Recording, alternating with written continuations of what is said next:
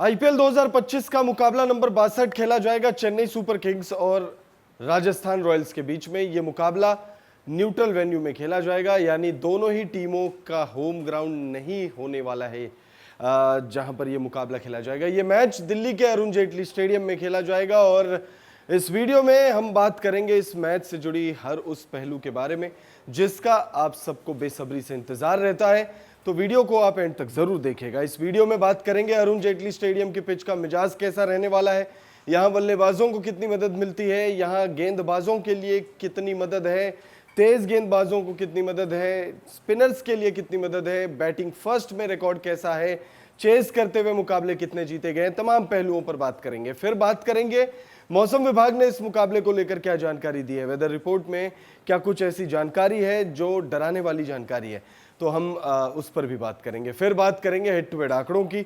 CSK और RR यानी Rajasthan Royals के बीच जब जब आईपीएल के इतिहास में भिड़ंत हुई है तब किसका पलड़ा भारी रहा है, कौन सी टीम साइकोलॉजिकल एडवांटेज लेकर आ रही है इस मुकाबले में, उस पर बात करेंगे। फिर बात करेंगे पॉइंट्स टेबल में दोनों ही टीमों का हाल कैसा है।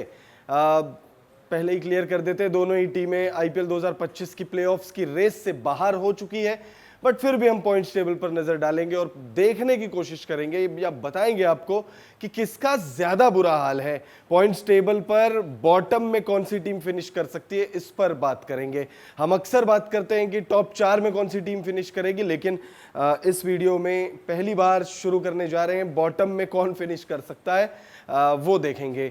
प्रेडिक्शन देने की कोशिश करेंगे कि भाई कौन सी टीम बॉटम पर फिनिश कर सकती है। महेंद्र सिंह धोनी ने अपनी कप्तानी में बहुत कुछ हासिल किया, चाहे वो टीम इंडिया की बात हो, चाहे वो चेन्नई सुपर किंग्स की बात हो, लेकिन कभी भी उन्होंने आईपीएल के इतिहास में बॉटम पर फिनिश नहीं किया है। क्या वो ऐसा इस सीजन करने जा रहे हैं या हो सकता है ऐसा, कितने चांसेस है, उस पर नजर डालेंगे। और फिर बात करेंगे दोनों ही टीमों की प्लेइंग 11 कैसी हो सकती है, कौन से वो प्लेयर्स होंगे जो इस मुकाबले में आपको खेलते हुए दिखेंगे, और फिर वीडियो को एंड करेंगे प्रेडिक्शन के साथ। तो वीडियो एंड तक जरूर देखिएगा। वीडियो पसंद आए तो इसे लाइक करके चैनल को सब्सक्राइब जरूर कर लीजिएगा। सबसे पहले इस मैच के डिटेल्स की बात कर लेते हैं। तो 20 मई को यह मुकाबला खेला जाएगा, मंगलवार शाम 7:30 बजे से यह मैच खेला जाएगा दिल्ली के अरुण जेटली स्टेडियम में। और ये न्यूट्रल वेन्यू है, ना तो राजस्थान रॉयल्स का ये होम ग्राउंड है और ना ही चेन्नई सुपर किंग्स का ये होम ग्राउंड है। न्यूट्रल वेन्यू में मुकाबला ये खेला जा रहा है। और जो बीच में भारत और पाकिस्तान के बीच जो युद्ध जैसे हालात चल रहे थे, अचानक आईपीएल को रोक दिया गया, फिर आईपीएल दोबारा रीशेड्यूल हुआ है। आईपीएल दोबारा से शुरू होने के बाद कुछ वेन्यूज जो है जहां पर मुकाबले शेड्यूल थे वो वेन्यूज जो है हटा दिए गए और अब कुछ मैचेस आपको न्यूट्रल वेन्यू पर भी खेलते हुए दिखेंगे।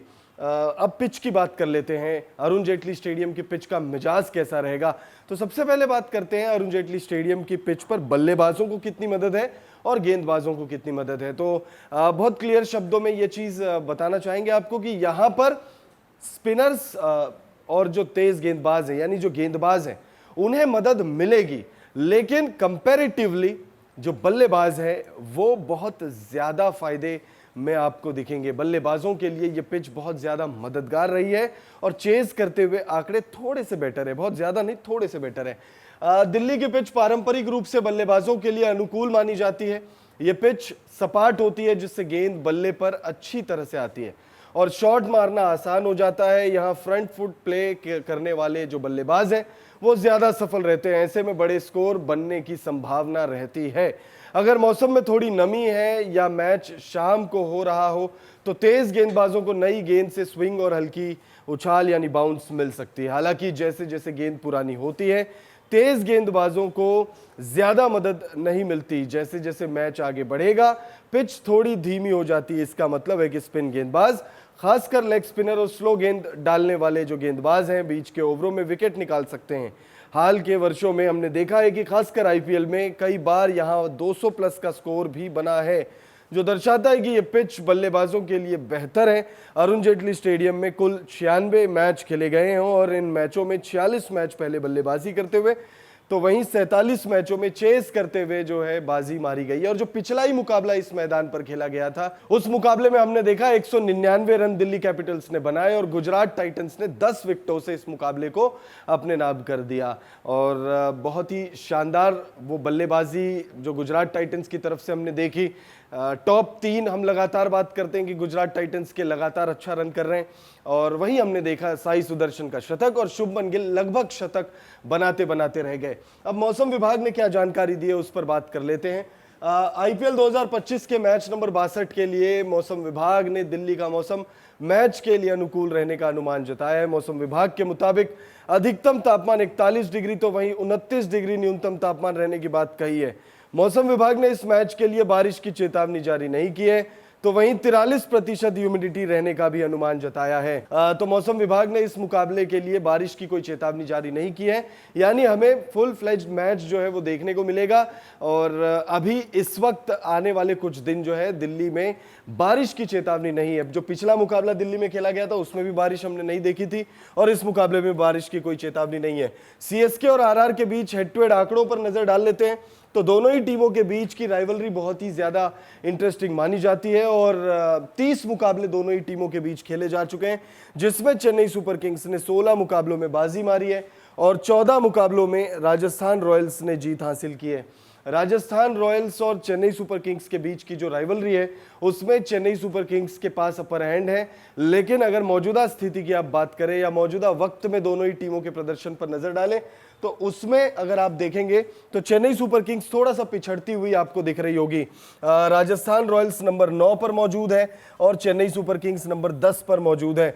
दोनों ही टीमें 9 और 10 नंबर पर अब दोनों ही टीमों के बीच की जो लड़ाई है वो लड़ाई है बॉटम पर कौन फिनिश करेगा। अब इस मुकाबले में अगर चेन्नई सुपर किंग्स जीत जाती है तो फिर चेन्नई सुपर किंग्स बॉटम पर फिनिश होने से बच सकती है, लेकिन अगर राजस्थान रॉयल्स ने इस मुकाबले में बाजी मारी तो फिर थोड़ा सा मुश्किल हो जाएगा। फिर चेन्नई सुपर किंग्स को अगला मुकाबला जीतना भी पड़ेगा और राजस्थान रॉयल्स से ये जो -0.701 और -0.992 नेट रन रेट में जो डिफरेंस है उस डिफरेंस को भी पार पाना पड़ेगा, तब जाके चेन्नई सुपर किंग्स बॉटम पर फिनिश करने से बच पाएगी। दोनों ही टीमों के प्रदर्शन पर अगर नजर डालें तो 12 मुकाबले चेन्नई सुपर किंग्स ने खेले हैं और 3 मुकाबलों में जीत है चेन्नई सुपर किंग्स के नाम। 9 मुकाबले जो है चेन्नई सुपर किंग्स ने गंवाए हैं, नेट रन रेट माइनस में है, -0.992 और 6 अंक है। पिछले 5 मुकाबलों की बात करें तो सिर्फ 1 मुकाबले में जीत हासिल हुई है और 4 मुकाबलों में टीम को हार का सामना करना पड़ा है। वहीं अगर आप राजस्थान रॉयल्स की बात करें तो 13 मुकाबले, यानी ये आखिरी मुकाबला है राजस्थान रॉयल्स का लीग स्टेज का। 3 मुकाबले जीते हैं, 10 मुकाबले जो है वो गवा दिए राजस्थान रॉयल्स ने। -0.701 की नेट रन रेट और 6 अंक ही है यहाँ पर।